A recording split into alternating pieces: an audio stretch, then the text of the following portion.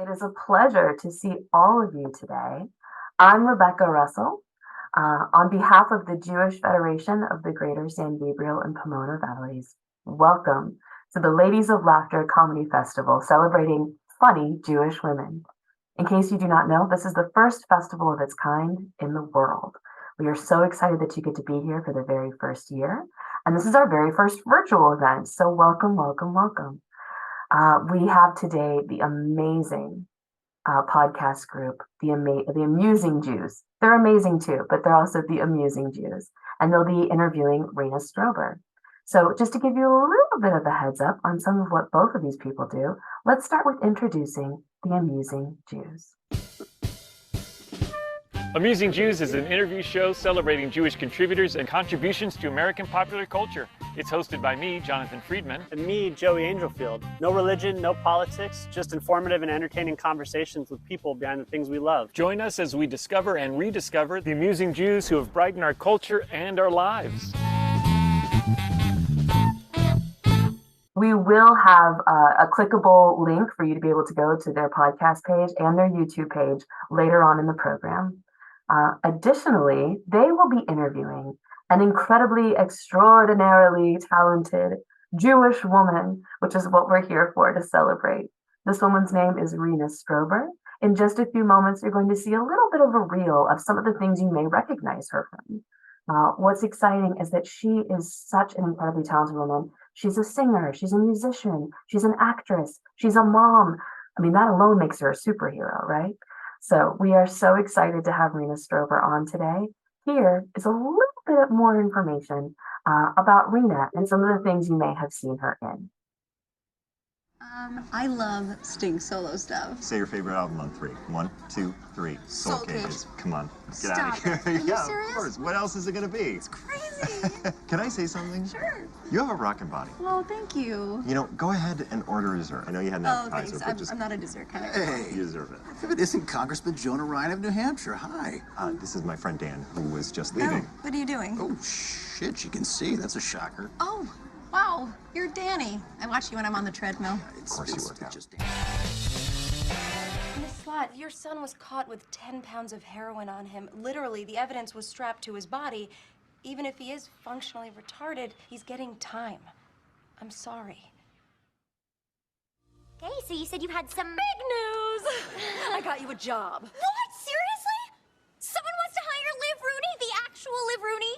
My clients are the stars of a hit TV show, so I pulled some strings and got you a guest part. Ah! The Bic's got your back, baby.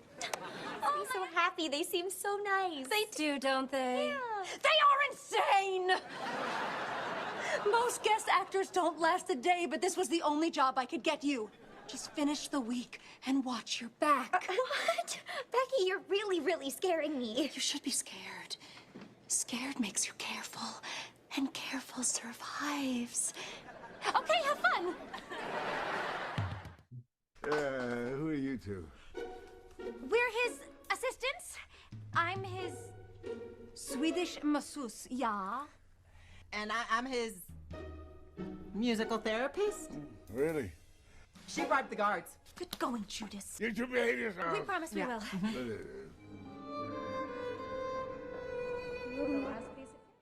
And I enjoyed it even more when I realized that a century ago it wouldn't even been possible. You're referring to Judith. Kaplan. Yep. Daughter of Rabbi Kaplan, 1922, the first American girl to have a bat mitzvah. And there was controversy and there were protests, and magically we're all still here almost 100 years later. Yeah. I saw the way you smiled on that bima today, Rabbi. You loved being up there with her. And yet, if our ancestors were there, they would say you were being unfaithful to their traditions, would they not? When I was young, I heard the tales of princesses so very far away, of knights in shining armor, the last minute rushing in to save the day. Sometimes I imagine that I would like to be a person who's named Rena, who looks quite a lot like me, who likes the things that I like and who does the things I do.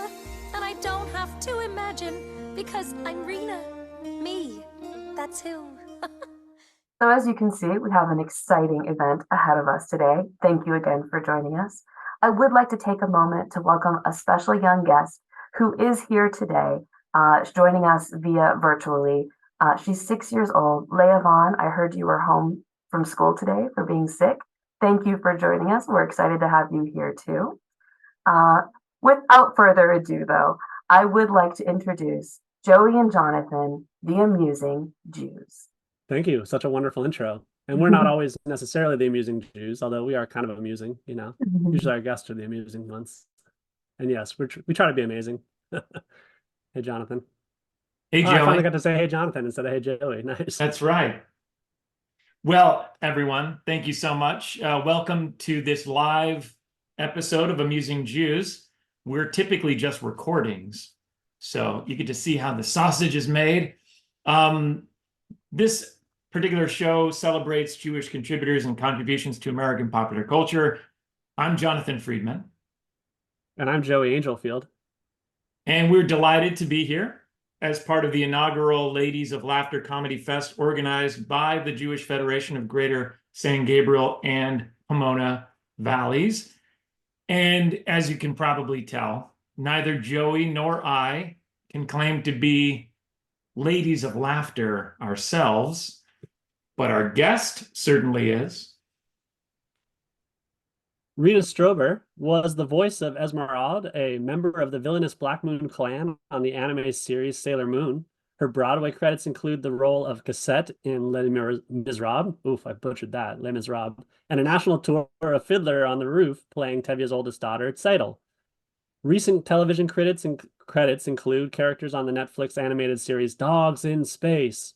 Rena also made a film adaptation of her one-woman show, Spaghetti and Matzo Balls, about how she rediscovered her Jewish roots from the Catskills to Broadway to an infamous Italian restaurant in Spanish Harlem. Hello, Rena. Hello.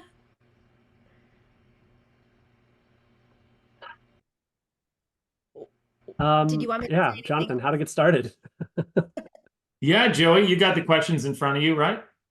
I do indeed. You want to ask one? It says you're the one who's going to ask the first question. I don't know what you're looking at. You might not have the updated one, but Oy. this is your question. All right. Like I said, sausage being made.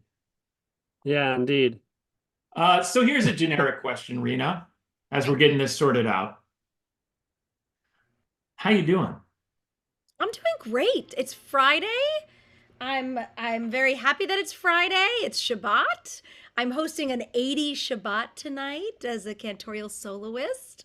So I got some like netted lace gloves at Party City, and I'm gonna do the side ponytail, and I love a good Friday.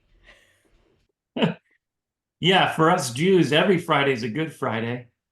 Ah, waka waka. Huh. Waka waka waka. By the way, Fozzie, Jewish? Full on Jew. Fozzie was created after the Borscht Bell comics. I mean, yeah. Yeah, I always felt that way. Yeah. He was my Muppet. Do I have a Fozzie? Oh, look, I have a Fozzie right here. Of course I do. Yes, totally Jewish. Fozowitz. His ancestors, when they got to Ellis Island, changed it to Fozzie. They didn't want people to get confused. Right.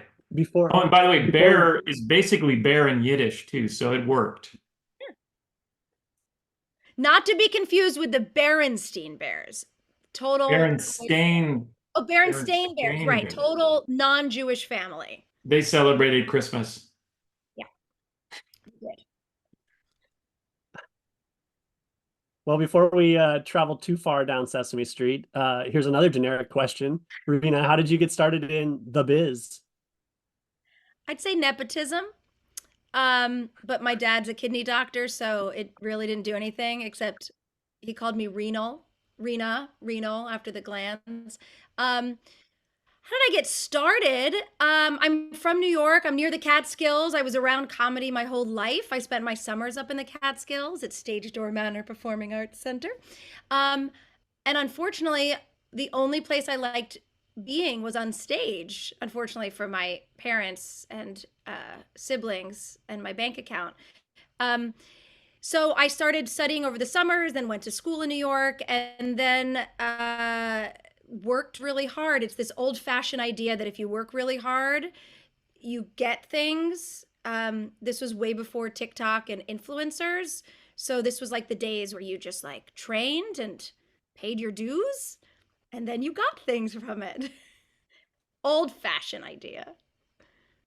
I just want to remind our audience, thank you, first of all, for being here. Second of all, you can absolutely ask questions, submit them in the chat, Q&A feature, whatever it is you're using. Not the chat. Not the chat. The Not Q&A the chat. feature. There's a Q&A exclusively. feature, which I've never heard of. I think is exciting. Go ahead and use it. I don't have my glasses on, so I can't see anything, but. So, Rena, do you have any like role models who are Jewish female comedians, perhaps that you looked up to as you were developing as an actress and a voice actress and all of that stuff? I'd say my earliest Jewish influence in the Jewish comedy world was Madeline Kahn. I watched her religiously. First of all, in History of the World, I shouldn't have seen it as early as I did. And then I knew her from this Sondheim tribute concert she did, and she did Not Getting Married Today, and I think it was 1988. So she was my first idea of a soubrette, which was a comedic soprano, because sopranos were often the boring, ingenue, but she was a great singer, but really funny. And I loved her in all the Mel Brooks movies. I love Joan Rivers, Gilda Radner. I mean, the women who didn't care about looking perfect, they put their comedy first. And Carol Burnett, not Jewish, but I still love her. The women who were just unabashedly themselves. And I thought Phyllis Diller was Jewish because I was thinking about her today from the Friars Club, but she wasn't Jewish, but we still love Phyllis Diller. I think she's an honorary member of the exclusive club we call Jewish. Yeah, lo and behold, we're not proselytizing as Jews, but here we are like adopting some people into the Jewish faith. Yeah, whether they're alive or not, it doesn't matter. Exactly. We can do the perfect Mormon segue. thing. We can go give them a bat mitzvah at their grave. Yeah, if the Mormons can do. I think they prefer. Yeah, they prefer LDS now. But what were you going to say, Jonathan? I was going to say the same thing. If the Mormons could do that sort of thing, we could do it too. Yeah. That's all. Okay, I'm glad we brought up another faith. There we go. This is the sort of thing that we would cut out of the actual Amusing Jews episode, but since it's live, anything goes. Right, and it flies in the face of our intro where we're not supposed to talk about religion, and here we are talking about another religion. But no, it's okay. I mean, be that as it may.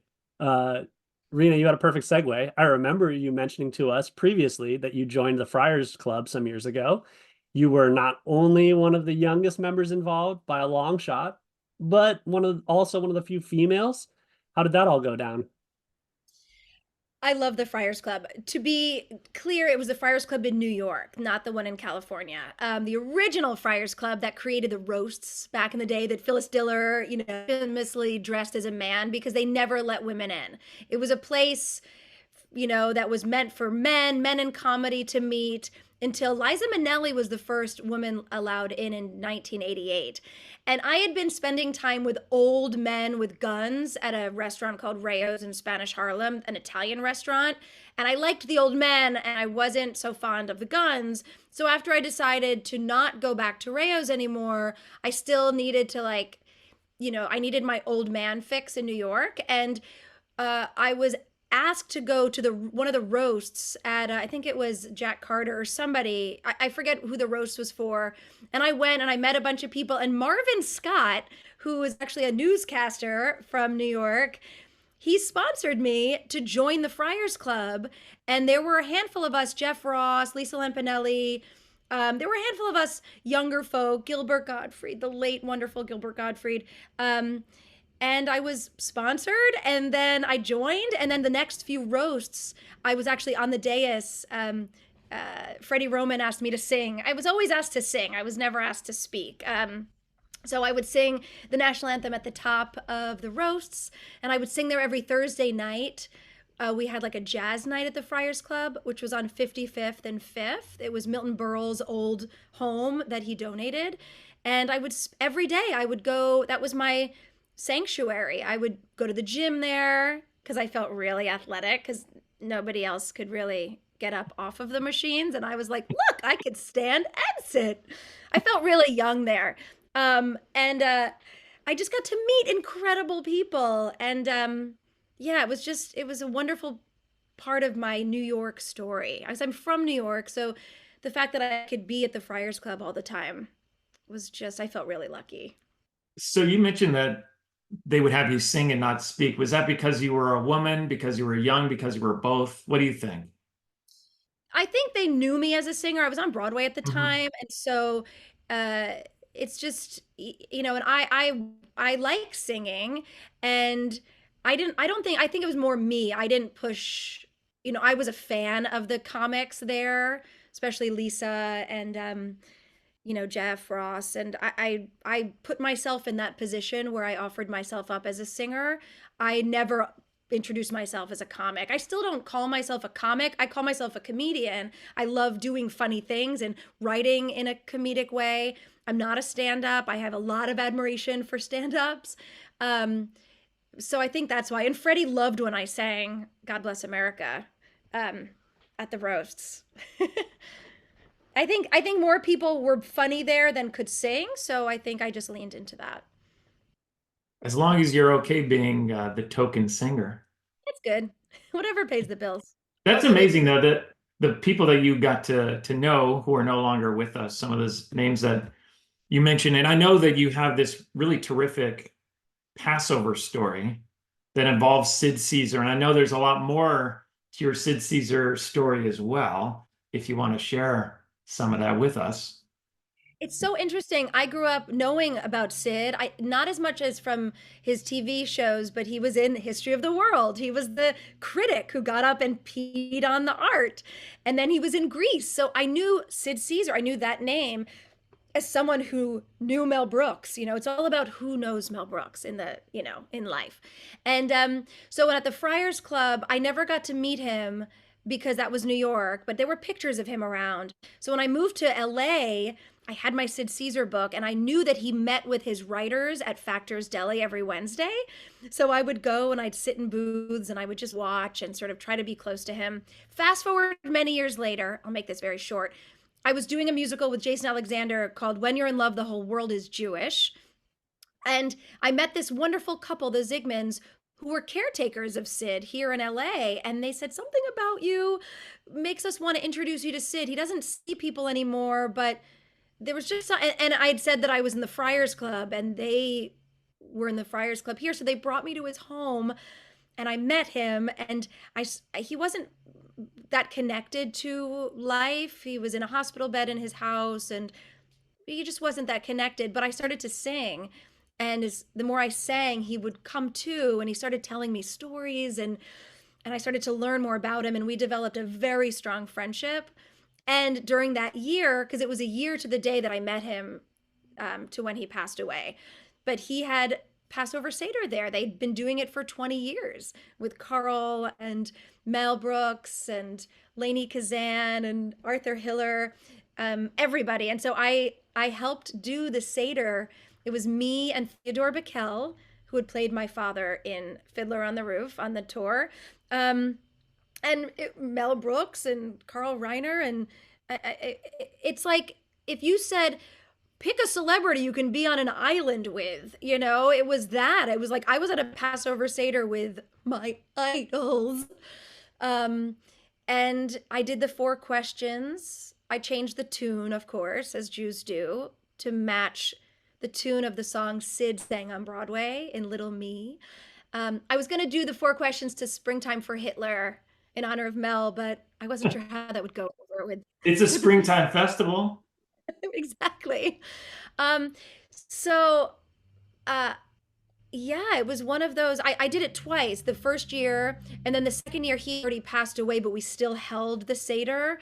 Um, and Theo wasn't there, so I had to actually lead the Seder. And Jeff Ross would be there, Eileen Graff, Jerry Cutler, Connie Stevens.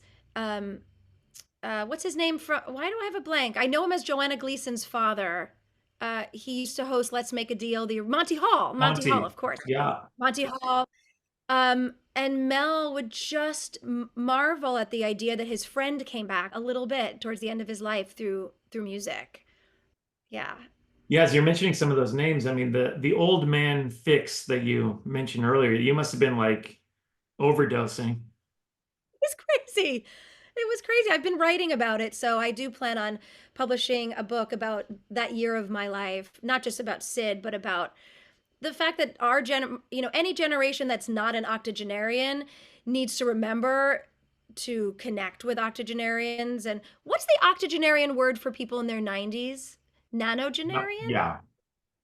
Yeah, those generations are so important to connect to and reap their knowledge. And even if they're not celebrities, I mean, I was, yes, just mentioning that, but the old man, at the grocery store, the stories that you can find out from these people. So I'm trying to like create a movement of people from 18 years old to 50 to 60 to sit down with someone, even if for 20 minutes, and it can really shift the course of your life when you. Yeah.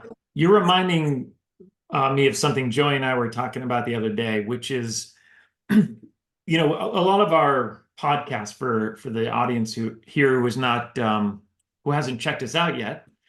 A lot of it's retrospective. We talk a lot about kind of the yesteryears, and we try to bring back people who maybe were involved in the things that we love growing up and so forth and so on.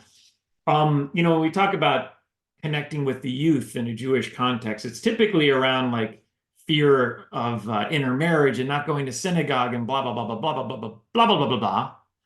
But Joey and I were talking about, we don't want to lose like that Jewish connection to comedy. We want to connect young kids to the amusing Jews because that's such a rich and important part of our cultural heritage that we don't want to leave behind. So what you're saying about, this intergenerational connection, I think it's very relevant, and it's something that's actually super important to me, much more important than the synagogue thing I was just blah blahing about, is actually connecting our people to the humor, right? And this like legacy of humor. Well, I tell people, Jonathan, that when they said, "Who's Sid Caesar?" first I catch my breath and I sit down. Then I punch them in the face. But no, I don't. I don't hit anybody, just with my mind. And I say, the reason we have sitcoms is because of Sid Caesar. And the reason we have televisions in our homes is because when Sid's hour was on, the TVs were selling off the shelves. And so they had to mass produce televisions. His writer's room, Neil Simon, Mel Brooks, Woody Allen, like all of these people, Sid Caesar gave them jobs. They kept trying to fire Mel Brooks because he was such a troublemaker, and Sid fought for him. So he is the creation of television in my mind. Norman Lear at that time as well. But they all come from Father Sid and a room full of Jews. Do you know the play Laughter on the 23rd? Was it Laughter on the 23rd floor or Laughter on the 24th floor? What floor was it? You got me. It's a play about the writer's room. There's a beautiful play about it, and there's one woman in the room. I think it was Joan Rivers. Was it based on Joan Rivers? But yeah, I mean, not to mention like Albert Einstein and those people, but comedy is due to Jews. That is why we have comedy. Okay, I'll get off my anger now. Very passionate about. A great thing though, if someone says they don't know who Sid Caesar is, before you, have too much of a, before you faint completely, you could have them open their phones, which most people have these days. I love that you said open your phones, because Jonathan has to open. That's what I say and my wife makes fun of me for saying that, but I have a flip phone, so I actually open the darn thing. Anyway, the point is other people have these things that are fancier than mine, and you can have them look on YouTube and show them like the general sketch and stuff like that. And if they don't think that's funny, then I don't think they're human, They're not at human. that point. Oh, the general. When Sid after Sid passed away, I went back to New York to the Friars Club because we did a tribute for him and I got to sing and we had his hat from the general on the stage. Cool. Yeah, and I think that jacket was in his closet. I'm actually sitting at Sid Caesar's writing desk right now. It's a mess, so I don't want to turn my computer, but I have his desk. I have this overlooking me, just him sitting at my desk to remind me to keep. He would always say, Rena, write what you know, write what you know. And I loved that. He felt that comedy always comes from something that you know. I have a cell on the wall. And then, of course, Mel Brooks's signed History of the World album that I used to listen to, that I had Mel sign. But yeah, I'm an old soul, but I think it's time for young people to start opening the conversations with the old people. Amen. So bringing it back to you a little, Rena, you've done a bunch of voice acting and some live acting on stage and screen, which we did get to see. What are some of the differences between these types of acting? Oh, you don't have to wear clothes for voiceover acting. It's really enjoyable. Um, People are always saying like, how do I be a voice actor? And I always say, just be an actor. Like it's the same exact thing. And then there's technique, like having to be a certain, space away from the microphone and not moving your head. There are things like that. But when you're an actor, you're an actor, you're a storyteller. On stage, I always tell this to my students, I teach voice to young singers. It's about taking up space, right? And it's about how much space you're taking up. And on stage, you have to create a bigger space. Whereas if there's a camera here, you're telling the same story and hopefully you're feeling the same things, but your space is just smaller.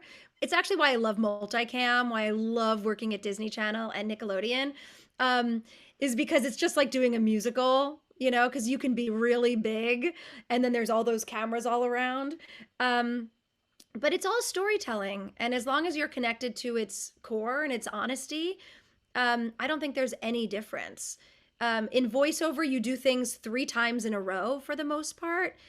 Same thing with film and TV. You get to do it a few times. Stage is very different. You rehearse and rehearse. One day you rehearse and rehearse.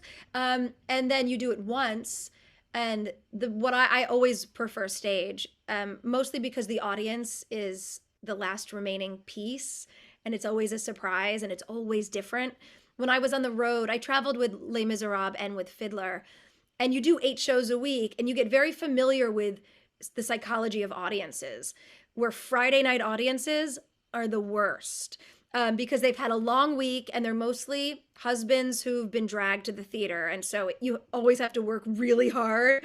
Saturday matinees are great. Saturday night, people are like a little drunk from dinner. Like there's just this amazing, but it's always different, always different. Wednesday afternoons are the old crowd and they leave early. So we called it the leaving ovation in Boca.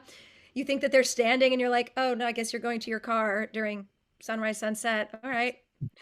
Glad we had this time together. So yeah, I love the theater because it's always different. Yeah, I don't have a lot of theater experience beyond high school myself. But how is it? I mean, you're a professional, but I know that, one night can be like an amazing electric audience that they're laughing at everything. And then the next night, the same shtick doesn't land at all. And they're just sort of crickets. How do you persevere through that, knowing that it's live and everything else? Well, therapy, because then you start to question yourself. But it's interesting you ask that because I think a good joke, if it's done well and it's directed well, should land no matter what. There's got to be somebody in there who found it funny. I think it'll be rare if it really hits and then doesn't hit at all. I would blame the writer in that case. I just you try to blame other people. But I think it's also about moving on quickly, knowing the audience and getting out of there fast. But that's also what makes it fun, like trying something that could work Jason, when I worked with Jason Alexander, he always would say, like, turn to the audience and shrug. You know, if something doesn't land, you know, you create another funny moment after it. And then it's all theater. It's not the end of the world. I think when we're young actors, we it's all life or death and the stakes are high, but at the end of the day, it's just not just, but it's entertainment. So you just move on very quickly. Yeah, whenever that kind of thing happens to me in other contexts, which, where I'm working, I just say, I'm getting paid the same either way. See, you follow it up with, like, when I tell a really boring story, if I see that it's boring, I will always go, and then I found $5. Like, just to add to like make up for the boring story I just told. Yeah. So, speaking of acting, I know that you have shared with me some concerns about non-Jewish actors playing famous Jewish people, particularly in movies. Care to elaborate on that? Yes, and I've gotten into a lot of trouble on the socials with this, but I think this is just my opinion. It happens to be right, but it's just mine. If you are playing a historical person, a person that existed, like Fanny Bryce or Joan Rivers, somebody who existed, I think they should be played by a Jewish person. I think Martin Luther King should be played by an African American. I think, you know, people should, if it's a real person, you should come at it with somebody who's culturally understands that story. But so that is to say, if Meet the Fockers or, all these wonderful movies with Jewish characters, I don't care as much where, like, the newer characters or a fictional character is cast. That I think, if you can do, but I really am passionate. Like, if they made a doc about Dr. Ruth and they didn't cast somebody who comes from trauma inside, she's a Holocaust survivor, like, I would be, first of all, there's Jewish actors. Like, it's not that there's a shortage, our parents sent us to theater camp. But yeah, I really am passionate about historical figures being played accurately, but not all Jewish characters. See, Right. I'm flexible. Yeah, I mean, look, some of the greatest Jews on screen ever have been Italians, right? What's interesting, I think, too, is you're saying that, Steven Spielberg cast his own mother with a non-Jewish actor. So, I mean, I don't know. I guess opinions vary. I didn't see the film because I mean, well, you boycotted it? I only Yes, I didn't see it because it looked boring. I kept my $12. Thank you very much. I feel like we have a weird, like, tense relationship with Steven. At some point, we'll get him on the pod. He's done great things, Anyways. though. I mean, his show of Yeah. Foundation and the fact that he's telling Jewish stories. Maybe he owed a favor. I don't know what it was about, but his West Side Story was also so incredible that I'm not mad at him anymore. I didn't call him back a few times. I let him suffer. Just kidding. He doesn't call me. Nice. And actually that question was like somebody else was going to ask that question, so that was good. What advice do you have for the up and coming Rena Strobers out there? Marry the doctor. Advice. The industry is totally different now. I don't encourage any young people to go into this industry. It is a scary place for supporting yourself. I'd say do theater, like sing and dance and do it. Just don't do it professionally. It's hard. Our union was on strike last year. I lost so much work. It's really difficult. I find ways to make people laugh in other ways. I'm in cantorial school now, and I use the Bima as my place to make people laugh, which some people think is weird that it's shticky Shabbat, but shticky Shabbat, Jonathan. We have to do that. That's the next one. Wash your hands. It's a shticky Shabbat. So I would just say find ways to feed your artistic soul, but for the love of God, I'm a mom. Just get a job and a degree and have health insurance. With AI coming down the pike, there's just with social media, with influencers, it's a very different world. If you're a stage person, I think the Broadway world still has so much to offer, and theater, but film and TV, I mean, I don't know. I wish I could say, like, if you have a dream, you can do it. But it's a scary place. It is a terrifying place. Marry Well, the that's doctor. a little depressing. I'm sorry. How about before we go to audience Q&A? I see we have a few of those. Would you care to maybe melt our hearts a little bit with some song? Oh, a song. Okay, I might have to put my glasses on for this. Um, yeah, I would love to do a song.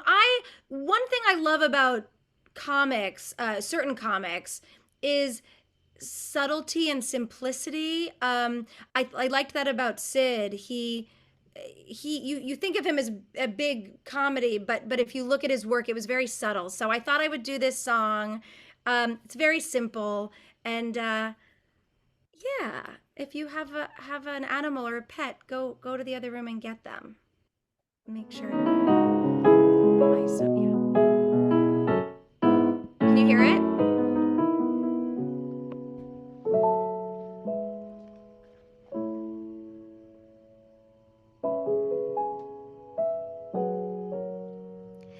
A friendly face, the kind of face that melts you with a grin.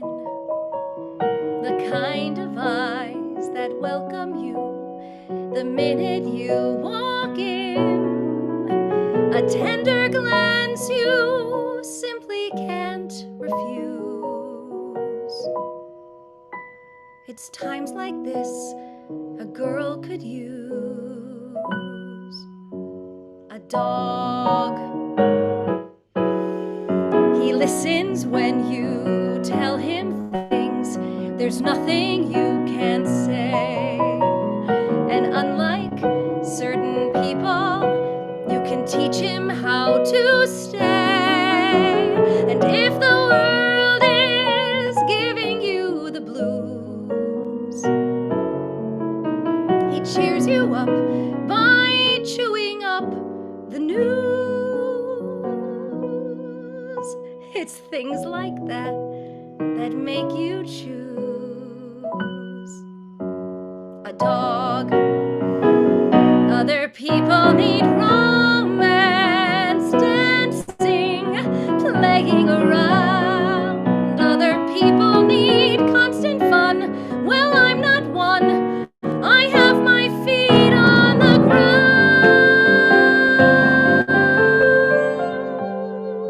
Give me a quiet night, a stack of books, a tuna melt on rye, a simple walk together underneath the starry sky, and suddenly the night is something grand, and all because there's someone special there who's gazing at the views, his head upon your shoes. It's times like this I sure could use a dog.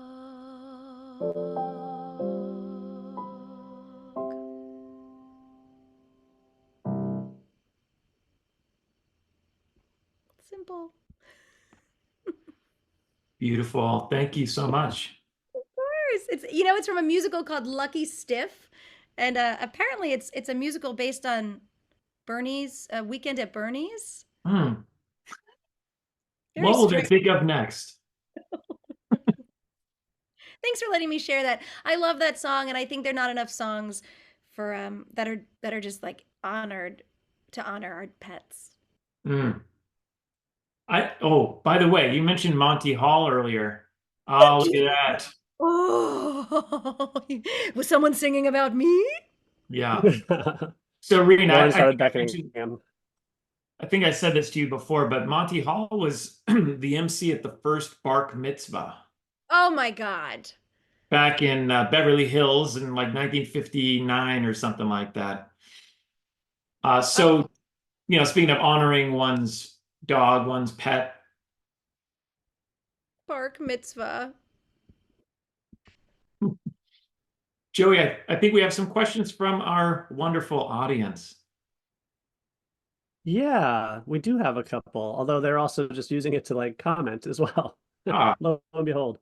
Um, but the first question that came in was they wanted all three of us to say what was our favorite comedy movie. You know, I ah. was raised up on Buster Keaton and Laurel and Hardy, as well as the Marx Brothers and Three Stooges. So, a few Jewish names in there, or maybe many. I don't know if I can pin down my favorite comedy movie, though, to be honest. There are many. I'll let Rena go, unless you're also trying to figure it out in your I mind. mean, the first thing I mean, History of the World, and then it takes me to Spaceballs. Mhm. But I think Soap Dish is one of the funniest films. And then The Jerk. Yeah. I mean, just to name a few. Yeah, so The Jerk comes to mind. Of course, Michael Elias, the screenwriter, one of our friends, a friend of the show, and a guest a couple times. Terrific guy. He also wrote The Frisco Kid, which is another great, I don't know if it's a great comedy necessarily, but it's a very important movie. Um, Speaking of Westerns, I think probably my favorite, if I'm being completely honest, is Three Amigos. Ooh, yeah. Yeah. So that was co-written by Steve Martin, we know, and also a couple of Jewish guys, Lorne Michaels and Randy Newman, the musician.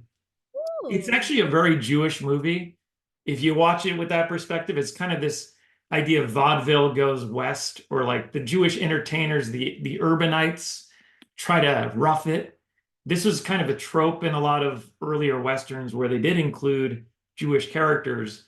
They would be like performers who pretended to be cowboys and kind of didn't really, uh, you know, they weren't really right for that role, but ultimately they became heroic through trial by fire. So it's kind of a classic story, but it's also, at least for me, one of my favorites. I remember seeing it 3 times in the theater when it came out as a young, impressionable boy. So that one definitely comes to mind as a favorite comedy. I think it was panned at the time too by the critics, and now it's like a classic. So there you go. Then the other question that came in was specifically for Rena. What would be your biggest inspiration? My biggest inspiration, I mean, Jonathan Friedman. I get that a lot. Um, you know what? It's weird. I know I mentioned Doc Ruth before, and I know people think of her as a sex therapist, but she has a book called Musically Speaking that I was really obsessed with in college. She's a huge inspiration in that she took her trauma and turned it into music and education and entertainment. She, if you can find this book, Musically Speaking, it's very small and short. And it's about how her father used to play records while the Nazis were marching down her street. And so for years she couldn't listen to certain music. It really triggered her. And then she finally figured out how to do it and moved on from that, and how she's changed her connection to music. And it was a really powerful book during my college days. And I still, and I just watched, she's 95 right now or 96. And she has not only outlived, but she has taken trauma to such a beautiful place, to a degree in which she lives beyond. Um, and it's like when I finally was with Mel Brooks, and of course I asked the burning question, "What's up with Hitler?" And he says, "If we can make people laugh at him, we win." And so that's why Mel Brooks is also one of my biggest heroes. But also people like Bernadette Peters, Madeline Kahn, all the weird soprano singers, Stephen Sondheim. I mean, he's all over other rooms, in my house, and I've got my Les Mis here. So people who've worked really hard, and I tend to find people who are Jewish, just who have that soul or who are connected to survivors, like they work in a different way. And so I think, Hmm. yeah, those people, Dr. You, Ruth. this is a complete aside, and I don't know why I'm bringing it up in a public forum like this, but you mentioned Dr. Ruth and Mel Brooks, and I'm a little worried. I've heard that short people live longer, and I'm not that short. What do you think, Rena? What are my chances? I think if you cut yourself in half, there's two Jonathan, Okay, then you'll have like a very long life. Joey's even taller than me, so Really? Joey, we gotta work this out. If we lived in the Stooge universe, I feel like that would physically work to cut us in half. Rena, you were kind of calling back to your, you know, Doctor Father. Yeah, I don't know. I try not to worry too much because I'm also left-handed, and I think that also means a shorter lifespan. But I'm not going to think about it. We're here enjoying ourselves as we're alive. That's that's the key. Joey, I think there's a really provocative question here at the See? bottom of the list. Do you see that? Yeah.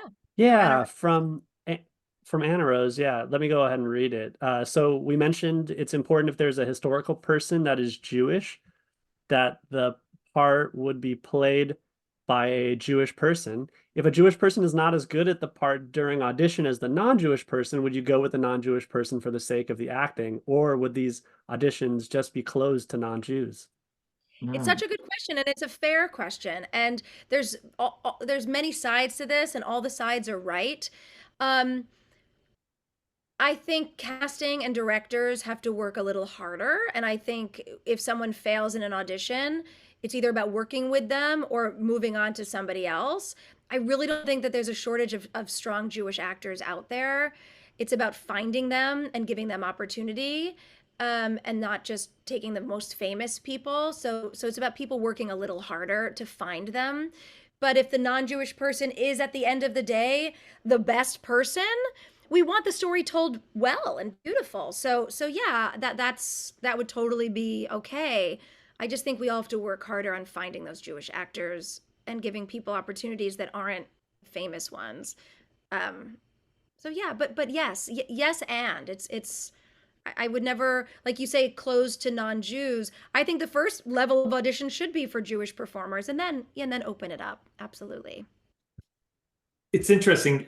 So your friend, who you introduced us to, Jason Kravitz, the very funny comedic actor, I saw a little thing. He was being interviewed alongside John Turturro, the great Italian actor who's often a Jew in the Coen brothers movies and probably in other films as well. And Jason said something that kind of I've been thinking about since I saw that, which is, these immigrant communities in New York specifically grew up in the same neighborhoods. They went to the same restaurants, the same schools. They were the friends, and all of that stuff. I mean, they basically were part of the same culture. And he said that oftentimes Italian actors and Jewish actors are interchangeable, and sometimes maybe he was just flattering John Turturro, but sometimes he feels that John Turturro is more Jewish than he is as a Jewish actor. And, of course, we're not talking about historic figures in the sense of just a character, like in a Coen brother movie. But I think the sensitivity to the role, the learning the part. I mean, Al Pacino has played a Jew many times, and he does a pretty good job most of the time. Although he's always just kind of Al Pacino. That's a whole other thing.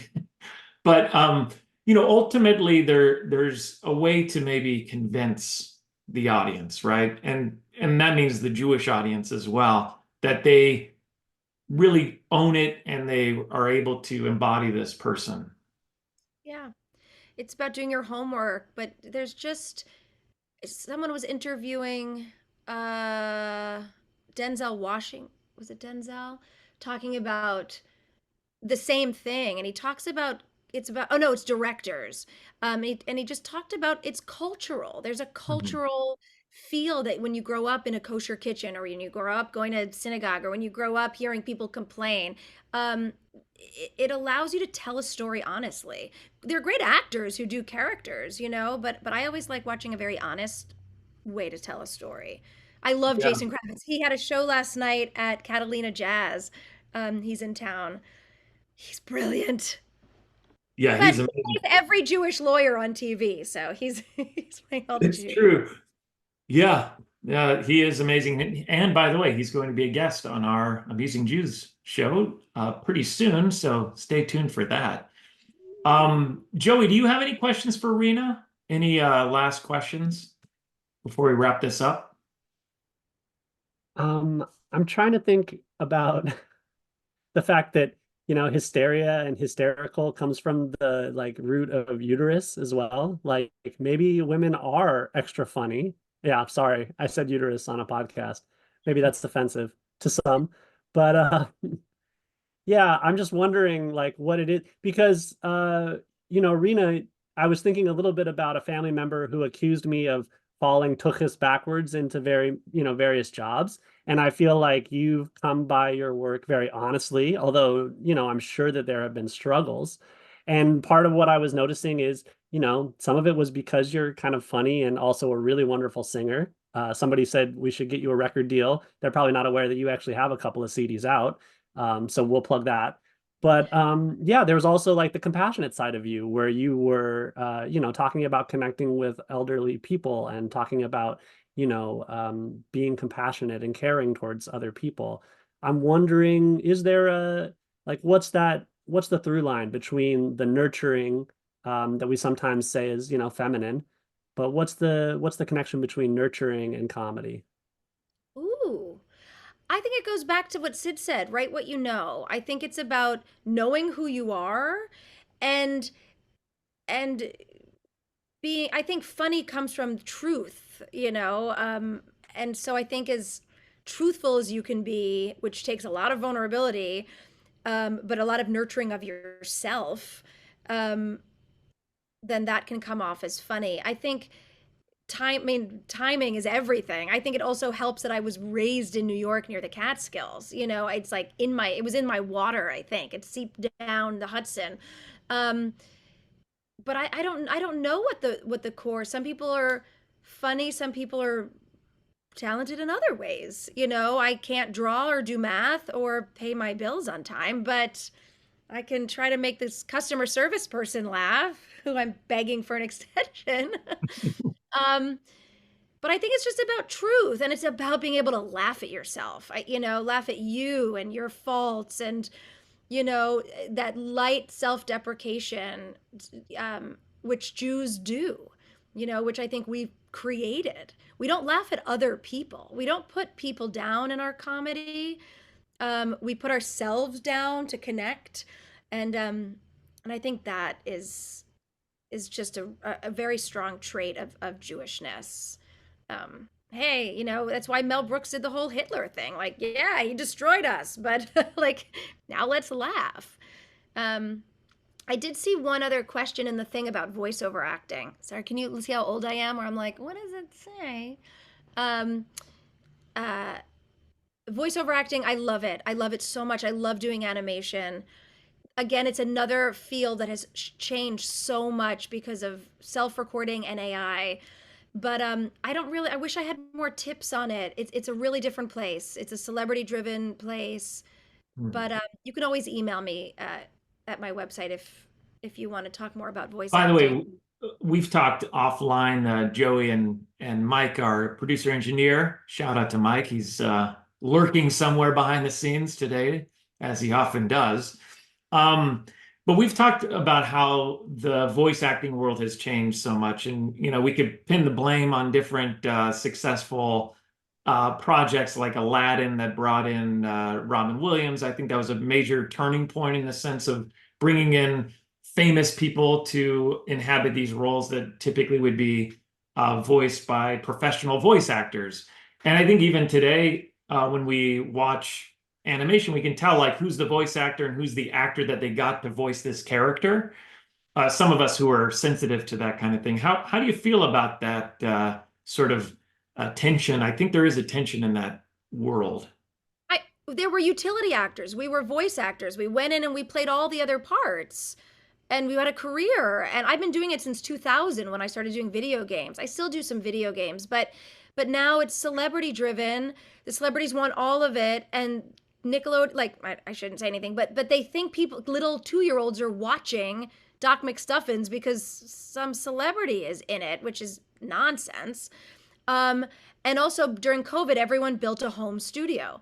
And so even the celebrities built their home studios. So now it's not that I'm up against the LA talent, it's everywhere. Like, they're hearing reads from, and they're not hearing 12 reads. Like in the olden days, they're hearing 500 reads. And if somebody's in Minnesota on their farm, but then they can record it because we don't go into studios anymore. There's a whole other, it's one of the things that's taken a hit. There's still great animation out there. I would also suggest making your own stuff. It's really easy on the computer. Put out your own content, voice your own content. It's how Tiny Chef, which is one of the most brilliant shows, they started as a YouTube. These guys here in LA. Make your own content. Don't wait for Nickelodeon to call or Disney to call, because they're not calling any of us. And it's the way it is, and I can sit here and grumble, or I can go and make stuff and become a cantor. And then happy Women's Day. Thank you. Have I done stand-up? Stand-up, the words terrifies me. I will get up and tell stories and I will sing, but I will never call it stand-up because the word just gives me hives and shingles. But as you were saying earlier, if we can tie it back to the Friars Club gym, you can sit down and stand up. I can. And can I just tell you, the Friars Club had a softball team that we would play in New York, and I was the catcher because I literally was the only one who could squat and then get back up. I'm so proud of myself. Yeah. Thank you for joining us, Rena. This is awesome. Thank you. And I just found out Wednesday, if you're a Nickelodeon fan, I have an episode of That Girl Lele that's airing on Wednesday. And then there's a few other, like, if people stay on top or go to my website, I have some fun stuff coming up. So, not to mention 80s Shabbat tonight in Burbank. But thank you, Joey. Thank you, Jonathan. Thank you, Rebecca. You are so welcome, all of you. Thank you so much. If you have not had a chance to look in the chat, I have put in the chat several links that may be useful. And I was doing that as they were talking because it had to do with a lot of what they were talking about. So I'll give you a moment while I'm talking. You don't have to watch me while I'm talking. You can just listen. And if you want to go through the chat, you can see when they were talking about Gilda Radner, we're actually honoring that amazing Jewess on Sunday night with a viewing of the documentary Love Gilda and a Q&A with the director, Lisa. So please, there's a link to sign up if you have not yet to join us for that. Additionally, I've got links on there for direct links to the Amusing Jews. Why do I keep saying it? Because they're amazing. That's why. To the Amusing Jews podcast. Both their, you can hear other episodes of their podcast. You can also check out their YouTube channel. So both links are on there. We are holding workshops on Sunday as well. And they discussed, ways you can learn about creative writing. And one of the workshops happens to be humor and creative writing. So please join us for that workshop if you have not already signed up. Additionally, we are always, as a not-for-profit, the Jewish Federation